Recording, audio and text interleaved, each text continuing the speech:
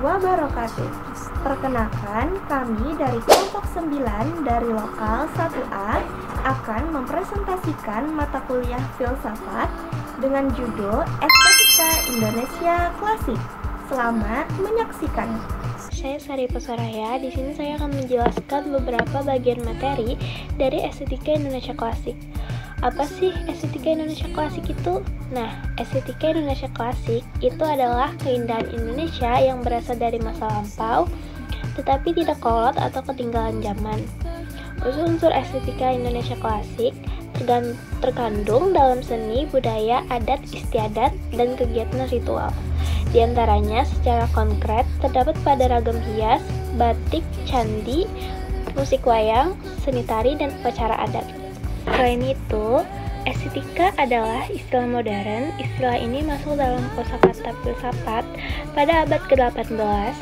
Seni tari dan pengaruhnya menarik perhatian para pemikir sejak awal pemikiran barat. Dalam periode klasik, para filosof yang membahas estetika diantaranya adalah Socrates. Bentuk pada seni Indonesia klasik melambangkan makna religi. Penampilannya berupa ornamen-ornamen Hindu, Buddha maupun Islam. Seni Indonesia klasik adalah warisan yang patut dijaga dan dilestarikan serta menginspirasi bagi para seniman kontemporer untuk menciptakan karya seni yang bermakna dan berkesan. Lanjut ke bagian B, yaitu periode estetika Indonesia klasik. Periode klasik dalam filosof yang membahas estetika diantaranya adalah Socrates, Plato, dan Aristoteles. Dari ketiga filosof ini dapat dikatakan bahwa Socrates sebagai perintis, Plato yang meletakkan dasar-dasar estetika, dan Aristoteles yang meneruskan ajaran-ajaran Plato. Ada beberapa ciri mengenai pandangan estetikanya, yaitu bersifat metafisik, bersifat objektifisik, bersifat fungsional. Bersifat metasifik itu adalah berkaitan dengan hal-hal yang berada di luar pengalaman, fisik atau material, mencangkup konsep-konsep abstrak seperti keberadaan, realitas, dan hakikat yang tidak dapat dijelaskan melalui panca indera atau ilmu empiris. Contohnya seperti pertanyaan tentang keberadaan Tuhan, hakikat, jiwa atau kesadaran makna di balik realitas kehidupan. Yang kedua, bersifat objektif, berarti sesuatu yang berdasarkan pada fakta, data, atau kenyataan yang dapat dibuktikan dan tidak dipengaruhi oleh perasaan, pendapat, atau bias pribadi. Sesuatu yang objektif dapat dinilai secara independen oleh siapa saja dan menghasilkan kesimpulan yang sama. Contohnya seperti temperatur udara, jumlah penduduk, hasil ujian, jarak kota. Yang terakhir yaitu bersifat fungsional. Bersifat fungsional berarti sesuatu yang berfokus pada tujuan atau kegunaan praktisnya, yaitu bagaimana suatu hal atau sistem berfungsi atau digunakan untuk mencapai tujuan tertentu. Contohnya seperti kulkas, lampu, mobil, dan laptop. Selanjutnya yaitu seni. Seni yang baik menurut Plato adalah seni musik. Musik mempunyai peranan yang penting dalam negara, yaitu dapat mempengaruhi dalam bidang moral dan politik. Di bidang moral, musik dapat memperhalus perasaan manusia atau musik yang sentimental, dan dapat juga sebaliknya. Di bidang politik, musik dapat mengubah jiwa patriotik dan kecintaan terhadap tanah air. Selain seni musik, maka retorik atau seni berpidato merupakan seni utilitari atau seni yang dimana segi kegunaannya diutamakan bukan keindahannya, kebenaran atau kebijaksanaan. Maka seni ini lebih berguna bagi kaum politisi yang bertujuan untuk menggalakkan orang lain dalam mengikuti tujuan akhirnya. Yang kedua, ada seniman. Seniman hanyalah meniru ide keindahan yang ada di dunia ini yang merupakan penjelmaan dari keindahan absolut atau ilahi yang ada di dunia idea. Seniman yang sejati adalah demiurgus atau Tuhan yang menciptakan alam semesta sebagai imitasi dari ide bentuk yang abadi. Di antara seniman-seniman yang ada, Plato mempunyai pandangan positif terhadap sastrawan penyair. Ketiga, penyair. Syair-syair yang indah bukan karya manusia, tetapi syair surgawi dan ciptaan Tuhan. Para penyair tersebut hanyalah merupakan penafsir Tuhan lewat teori partisipasi, maka seseorang penyair yang rendah martabatnya dapat membawakan nyanyian-nyanyian yang terindah. Keempat, ada sastrawan. Tulisan-tulisan Plato termasuk dalam sastra Yunani klasik yang ditulis dengan gaya bahasa yang indah sekali. Dalam dialog yang berjudul Symposium, ia berpendapat bahwa sesuatu uraian lisan yang memakai gaya bahasa yang indah disebabkan oleh karena pengaruh dewa. 4. Adalah sastrawan. Tulisan-tulisan Plato termasuk sastra Yunani klasik yang ditulis dengan gaya bahasa yang indah sekali.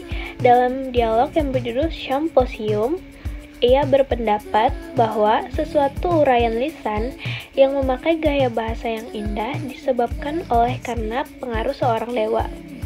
Si pembicara itu sedang kemasukan roh seorang dewa. Di sini, Plato secara implisit menyinggung teori partisipasi. Seseorang sastrawan dapat menulis dan berdendang dengan indah sekali karena ia ambil bagian dalam pandangan dan alam para dewa. Ia seolah-olah diangkat di luar dirinya sendiri atau ekstasis di atas awan, di dalam idea-idea melihat keadaan yang sebenarnya.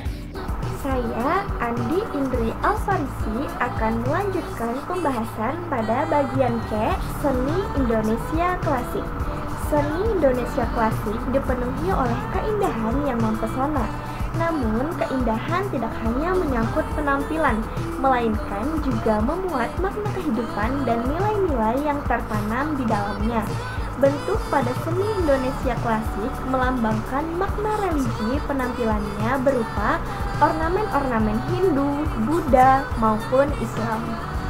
Kebanyakan hasil karya seni rupa klasik zaman dahulu berupa candi, pura, patung, hiasan, dan pakaian adat. Yang pertama, ragam hias. Dalam ragam hias tradisional terkandung unsur-unsur filsafat yang tercermin dalam bentuknya yang indah dan mengandung makna simbolis, religius, etis, dan filosofis. Ragam hias juga digunakan untuk yang ada pada bangunan keraton maupun gapura-gapura yang berisi kapan bangunan itu didirikan dan siapa raja yang berkuasa saat itu. Yang kedua, batik. Dikatakan dengan istilah batik karena batik merupakan suatu karya yang bernilai seni tinggi, berkadar keindahan dan langgeng, artinya tidak akan luntur sepanjang masa. Sedangkan pengertian tradisional bahwa batik dikerjakan dengan cara-cara dan kebiasaan yang berlangsung secara turun-temurun. Pada awalnya, batik tulis hanya dikerjakan oleh putri-putri keraton sebagai pengisi waktu luang. Kemudian menyebar juga kepada abdi dalam atau orang-orang yang dekat dengan keluarga keraton. Menurut Amri Yahya tahun 1971. Candi merupakan peninggalan budaya Hindu dan Buddha. Relief-relief yang diperlihatkan pada arca-arca yang berdiri serta pola penempatan bangunan juga berorientasi pada budaya Hindu dan Buddha. Pada bagian kaki candi merupakan simbol dari kehidupan alam nyata, dipenuhi dengan berbagai macam hiasan. Tubuh candi yang merupakan gambaran dari kehidupan alam rohaniah terdapat sedikit hiasan. Sedangkan pada atap candi yang merupakan simbol dari alam dewata hanya terdapat satu macam hiasan, yaitu hiasan mahkota dan genta. Candi Prambanan termasuk dalam salah satu wisata dunia oleh UNESCO dan merupakan candi Hindu terbesar di Indonesia, bahkan terbesar di Asia Tenggara. Candi Prambanan dibangun sekitar tahun 850 Masehi pada abad ke-9 oleh dinasti Sanjaya pada masa pemerintahan dua raja, yaitu Rakai Pikatan dan Rakai Balitung. Candi ini dibangun sebagai tindakan oleh dinasti Shailendra yang membangun Candi Borobudur dan Candi Sewu di daerah tersebut. Yang keempat, seni musik. Seni musik pada zaman dahulu lahir dengan hasrat orang pada waktu itu ingin memiliki bahasa khas yang berlainan dengan bahasa tutur untuk komunikasi dengan dunia supranatural atau alam para arwah leluhur. Kata-kata ini tepat karena sebagai seni yang berlainan dari bahasa musik, ternyata mampu mengungkapkan pengalaman batin yang tak mungkin dideskripsikan. Musik mampu menuntun orang ke arah kebersamaan atau komunikasi berbagai perasaan dan pengalaman hidup, sehingga dapat disebut sebagai suatu bentuk tingkah laku sosial dan mempersatukan kelompok lewat suatu cara simbolik dan dapat dilihat-lihat hingga dapat diulang-ulang dan dirasakan bersama. Yang kelima, wayang kulit. Wayang kulit dalam arti lahir sebagai tontonan dapat menjadi wayang purwo dalam arti batin yang berisi tuntunan. Hal ini dibedakan karena fungsi kelir sebagai latar depan atau sebagai latar belakang. Wayang kulit dalam artian lahir yaitu kulit yang berada dengan warna-warna kulit. Kelir merupakan tempat dalam yang menjadi latar belakang boneka kulit yang warna-warni itu dan menjadi tontonan di siang hari penonton bebas berkomentar. Yang keenam, tari klasik. Tari klasik yaitu seni tari yang sudah ada di puncak kesempurnaan dalam pola gerak seni tari tradisional. Tari kreasi baru yaitu seni tari yang mempunyai sifat bebas dalam berkreasi dan memadukan gerak-gerak tari tradisional dan tari klasik dengan irama musik yang bebas pula. Hingga saat ini, jenis-jenis tari klasik gaya Yogyakarta yang berkembang di dalam keraton baik dari masa pemerintahan Sri Sultan Hamengkubuwana I sampai dengan masa pemerintahan Sri Sultan Hamengkubuwana ke-10 telah mengalami pembinaan dan perkembangan sesuai dengan pemerintahannya masing-masing. Adapun beberapa bentuk koreografi yang masih sering digunakan untuk kepentingan upacara adat yang bersifat sakral, salah satunya adalah tari bedaya. Sebagai salah satu jenis tarian yang bersifat sakral, tari bedaya merupakan salah satu wujud pilar budaya yang hingga saat ini tetap dijaga eksistensinya. Tari sejenis bedaya yang kita kenal yang masih bisa kita saksikan hingga saat ini bukanlah sebuah karya baru, melainkan telah tumbuh dan berkembang sejak berabad-abad yang lalu. Yang ketujuh, upacara adat. Upacara adat di Indonesia di tiap-tiap daerah tidak sama. Hal ini disebabkan kebudayaan dan sifat-sifat dari tiap-tiap kelompok masyarakat berbeda-beda. Contohnya upacara adat pernikahan. Menurut agama Islam, secara agama sahnya pernikahan adalah proses ijab kabul. Secara adat, pesta walimahan tiap daerah dan suku bangsa mempunyai tradisi yang berbeda. Kegiatan ritual itu tujuannya semuanya sama, yaitu agar nanti menjadi keluarga bahagia lahir dan batin. Nama saya Baharudin. D. Fungsi estetika Indonesia klasik. Yang pertama, fungsi spiritual, menghubungkan manusia dengan Tuhan atau Yang Maha Kuasa. Dan yang kedua, fungsi sosial, Tuhan Yang Maha Kuasa meningkatkan kesadaran dan kebanggaan budaya. Manfaat estetika Indonesia klasik. Yang pertama, mendalami pemaknaan tentang rasa indah terutama dalam sebuah kesenian. Dan yang kedua, dapat memupuk kehalusan rasa. Dan yang ketiga, memperkuat rasa cinta pada kesenian dan kebudayaan. F. Contoh nilai estetika Indonesia klasik. Adapun beberapa contoh nilai estetika Indonesia klasik. Yang pertama itu seni rupa ukiran yang dapat ukiran kayu dan batu, seni bangunan Candi Borobudur dan Prambanan, harmoni, dan keselarasan. Dan kesimpulannya yaitu estetika Indonesia klasik mencerminkan keindahan yang kaya akan makna dan nilai-nilai kehidupan yang terikat pada tradisi, budaya, dan kepercayaan masyarakat. Terima kasih.